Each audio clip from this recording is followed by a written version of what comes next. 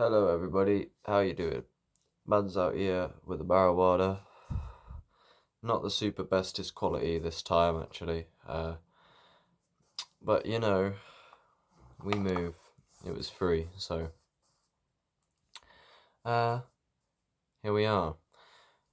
Today now I think I'd like to what I want to do, the kind of rough vision of the future of this kind of what I want to pursue in this area at least is I want to speak about people who speak about stuff. There are countless public intellectuals that I'm so familiar with that have completely transformed my life. So I'll just talk about it kind of holistically here, but I'm going to do a deep dive individually on each public intellectual. But I guess this could be a rough outline for like the intro to this kind of series. And it will be quite a series. There's quite a lot to say about each different kind of way of perceiving the world or different public intellectual. And I speak about them a lot. I spoke the other day about how I can like basically embody, like I can ask, oh, what would Alan Watts say? What would Leo Gura say? And I can kind of use these perspectives to my advantage in that way. You kind of embody them and look at perspectives from their point of view in a pragmatic sort of way. So I was in the DMs with psychedelic actualization, and he was posting Ram Dass, Baba Ram Dass, which is one of these speakers who is very spiritual, and knows about psychedelics, or at least he was before he died. Uh, I told Virgo, I believe his name is. I've done a podcast with him as well. Check it out. I told him that I listened to, or I have in the past, listened to tens of hours of like Ram Dass, Alan Watts, Leo Gura, Terrence McKenna, Hamza, Danko. There's loads of them. And they're in many different dimensions. Of course, they're not all the same. But those who aren't super familiar, what I'm speaking of is like so. There are many different degrees and kind of levels on a hierarchy. I would describe it as in terms of public intellectuals. One that the youth is especially familiar with, I'm sure you all know, Andrew Tate. Again, not that I don't agree with the vast majority of Tate's views, especially his views on psychedelics. He doesn't know what he's talking about at all. I made an hour video in the past called Andrew Tate is Dead Wrong about psychedelics, where I do a deep dive on just that. But it's the same thing. It's where like Andrew Tate, what is he fundamentally? He'll be remembered for his ideas, really. The representation of his mind on the internet. Another word for public intellectual could be thought leader. That's a term that I got from Dan Coe. And Dan Coe synergizes productivity with spirituality and business for a very practical but also metaphysically nourishing perspective. The one thing I like about Dan Coe is that he pulls quotes from Alan Watts and Terrence McKenna. And when I hear that, when I recognise that he's listened to lots of Terrence McKenna, lots of Alan Watts, and it sounds like he's listened to a lot of Leo Gura of Actualize.org. When I recognise that, it kind of fills in a lot of gaps where if you are familiar with them and you recognise that within me, do you see the value in that? Because what I wish that public intellectuals would do more is give their views on other speakers' views. So I want Actualize.org, Leo Gura, to make a full deep dive on Alan Watts's ideas and philosophies. That would be very valuable for the contrast. It's very valuable to do that because they don't mix and match, but we need this more holistic integration. Because they're all in their own worlds. Like, when I listen to each intellectual, they can influence me there and then, but then they're too divided. We need to get, like, so what I just said, like, Actualize.org, he actually did do a deep dive on Jordan Peterson. It's like a 2.5 hour video, understanding Jordan Peterson.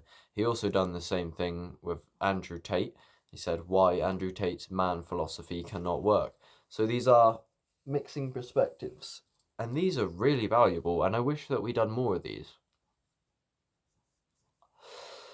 For example, if you're very interested in this scene, there exists out there, you can find it, a phone call between Leo Gura and Connor Murphy. When I found that out, I was so excited.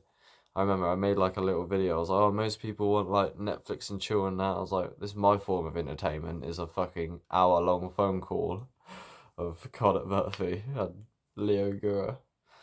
It was good. And then also there's I found not too long ago, Baba Ram Das and Terrence McKenna and Waiter apparently done a like an hour-long conversation together at some like table in public, like it's a bar. And it's very interesting to see that, like, because there was something that was going to happen, yeah, that didn't end up happening, which was like, I swear it was like literally like Albert Einstein and like all these psychedelic people, and like it was like the greatest thing that never happened, where like it was planned to get loads of like scientists and these intellectuals like to like do some psychedelic experiment together, but it never happened for some reason. And if it did, like the mix of like the perspectives of the people, like we need to get basically like the lead thinkers into the same place with loads of mushrooms and a lot of money. And then that is where novelty lies.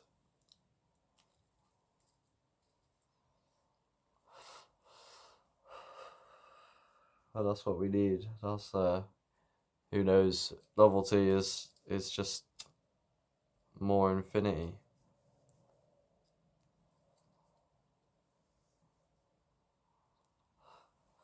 So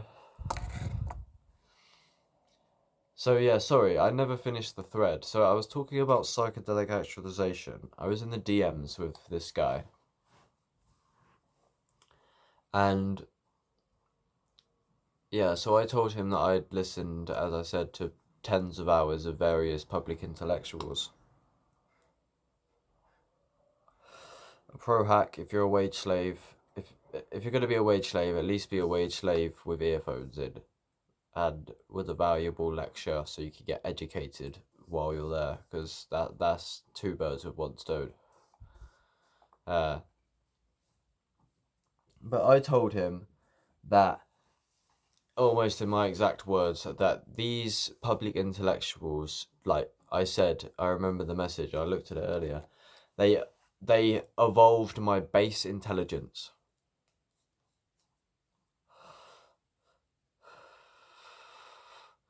Some days when I'm at work, I'm listening all day, like 7 hours of deep metaphysical lectures about deep contemplations, or practical things about the world in general.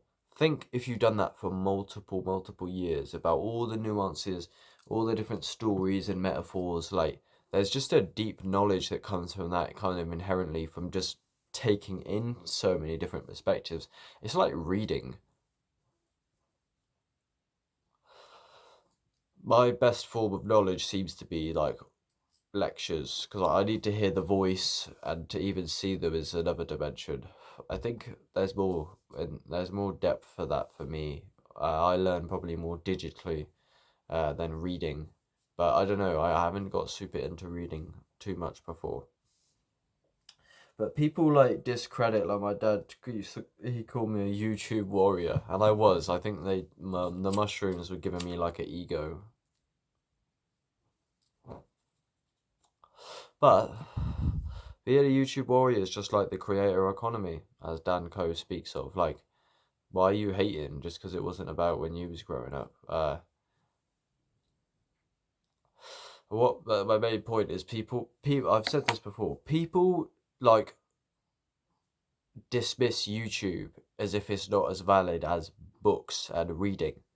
Like, it's still information. Like, do you understand how revolutionary this technology is? Just because most people watch dumb shit on YouTube doesn't mean that's all it's used for. For the most part, yeah, I use YouTube to listen to like uncut, really long lectures about development. I don't often pursue like just stupid shit like memes. But I just want to say there's a stigma around deriving knowledge from YouTube because it's just YouTube. But like, what the fuck is this stupid notion? Like, the internet is like some mad novelty, some magic, and everyone just wants to fucking say like. I get to an extent how like, who knows, I could be neurotic about it, or I have been in some ways in the past, but YouTube fundamentally is a profound tool of information. So I don't know why people pretend that it isn't. As if reading books is like on a pinnacle to get educated for like what I could go to the school system, but I can't educate myself on the internet. Like, what a stupid, like, groundless stigma. You know what I mean? I thought that for a long time.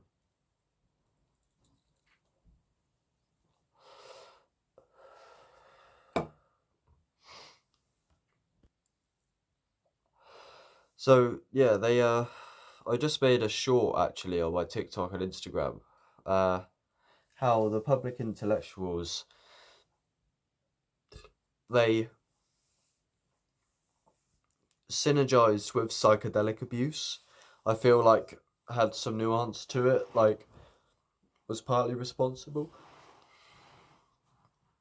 I don't know, Terrence McKenna's language, I think, is probably the way it is a lot because of how many mushrooms he did. And the same with me. I think mushrooms evolve language if you do them enough.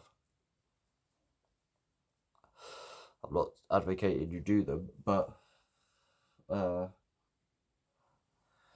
in my experience, yeah, I could definitely see how that would be the case, especially when you look at the brain scans and see how it's very like physiologically interconnected. I could see how language could evolve just for the metaphysical nature of psychedelics. But I've listened to a lot of lectures while on psychedelics as well. For example, like I'll meet an alien in like some weird entity thing, machine elf, and then I'll go wow, like, and I'll think, what is this? And then I thought, oh, like, oh, it's that death by astonishment I've heard about, where you abandon yourself to astonishment because of how amazing it is. And then I'll go and find a lecture that talks exactly about what I've just discovered on by myself in the psychedelic realm and shit like that. It's like when I started to become interested in intelligence, language expanded a lot, and because the thing is, yeah, like when I like, because I'd always been an overthinker naturally. A lot of people are, right? But then like but the root of this is like I want to know. I want to be like a critical thinker because that's inherently valuable to me. I don't want to like I want to like question everything to an extent where like I really want to know what's going on. And I don't want to be deceived. So because like the way that the mind can understand the world is so incredible to me. But I also like I really want to know what the truth is. But when I started to get interested in what the actual truth is, and again, this was through pursuing, like, I started out with just listening to like grounded personal development such as Jordan Peterson, but then I started to like to just search into the internet again, and it just validates the internet in a way. But like since I was young, I just grew up on a computer, and then as I was always watching like top 10 amazing facts by Matthew Santoro and shit like that. And then as I got older, I just started searching like what's the meaning of life into YouTube, and I found all these intellectuals, and but I got interested. I wanted to know myself, and then you can only think as evolved as your language will allow you to. Is That's a bit like a rip-off quote that Danco refers to a quote of Terrence McKenna. I've heard that apparently Terrence McKenna said something of that nature. And Terrence McKenna talks a lot about evolving language. These people, psychedelic people, are interested in these things naturally anyway. Psychedelics basically just like make you realize like a lot of your values, which is quite interesting. Uh, like the mushroom like has values that it will like instill into you if you do them enough, which is quite strange. Uh, but yeah, so basically what I'm saying is if I want to actually be a critical thinker and like, be efficient with my thoughts, then I'm gonna need the most like diverse and like grand language or nuanced language and detailed language so that I can really deliver. And I really like speaking in it because it's easy. I love doing it. I can understand the world better. I like doing these lectures. And it helps me do philosophical inquiry because some people's minds, like when I was younger, like I was very mumbly, my ideas were not very mature, and I recognize that looking at my old content now. When I started this version of the channel at the end of 2021, I've evolved so much since then. It's crazy, I swear.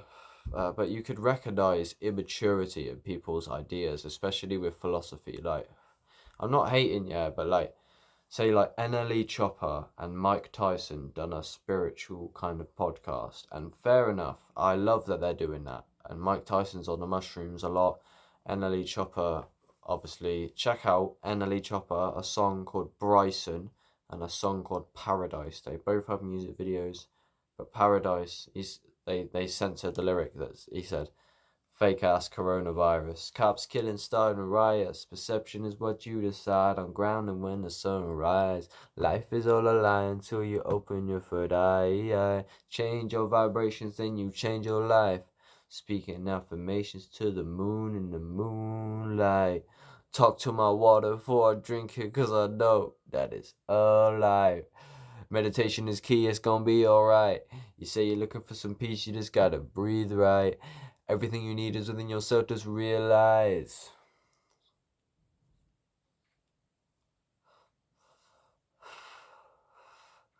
So yeah, LLE Chopper's like a mainstream rapper who released very minimal spiritual tunes and then just never said anything about it much again. But what I was going to say is the podcast with Mike Tyson and NLE, I swear, maybe it's just me, my bias, but their ideas are rusty, man. Like, because I don't know why, it's just the nature of their minds. But I can say that about a lot of people, to be fair. And it's not really right to assume that that's objective.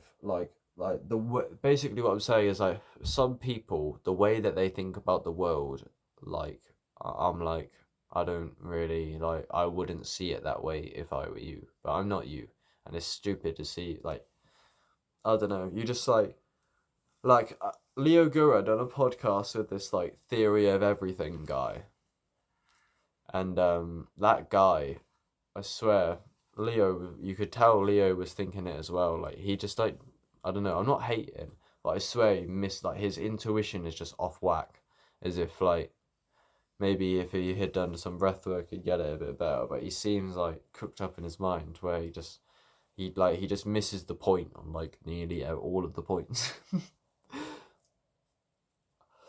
Like, you could be talking some truth and he just, like, reinterprets it in, like, some, like, stupid, nuanced way that was not really relevant or the main point.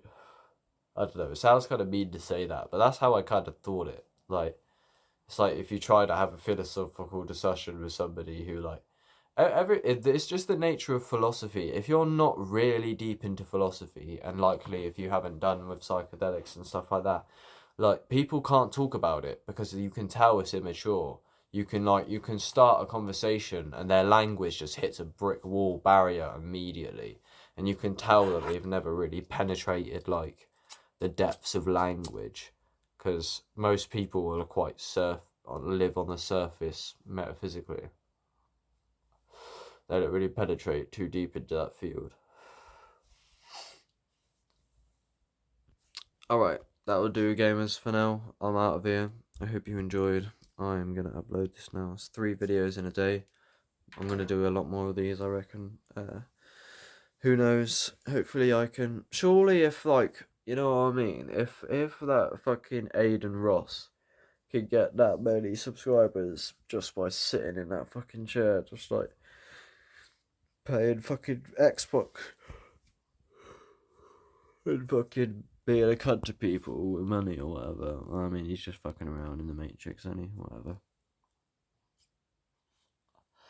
But if he could do that, surely I could get somewhere with my stuff, you know what I mean? I don't know. We'll see. But yeah, I'm out of here anyway. I love you. Go, like, regulate your breath and get relaxed. It's a good idea. See you later.